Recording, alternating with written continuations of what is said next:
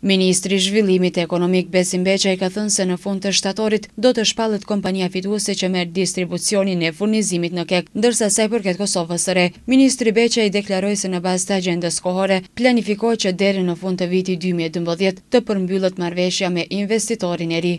Ne kemi miratuar një agjendë, cila gjatë këtyre ditëve është duke u specifikuar në hapa konkret. Dhe presim që shpalljen e fituesit, pra me qenë se kemi bërë para kualifikimin e firmave të cilat janë të interesuara për të hyrë në privatizimin e distribucionit dhe furnizimit, para kualifikuesit do të duhet të shpallet diku, realisht shpallja e fituesit do duhet të bëhet diku në fund shtatorit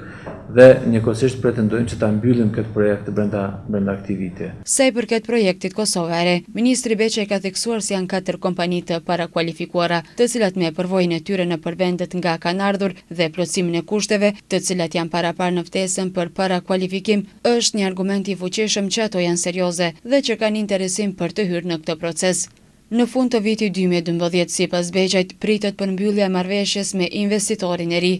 Ne, sipas projekcioneve që i kemi, do thotë deri në vitin 2017 duhet të jetë e mundshme që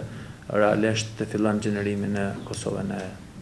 e Re. Duke folur për borxhet e qytetarëve që kanë ndaj KEK-ut, Ministri Beqaj tha se kjo çështje është duke u analizuar më saktë sa shuma e borxhit dhe se kush do të marrë përgjegjësinë për mbledhjen e këtij borxhi.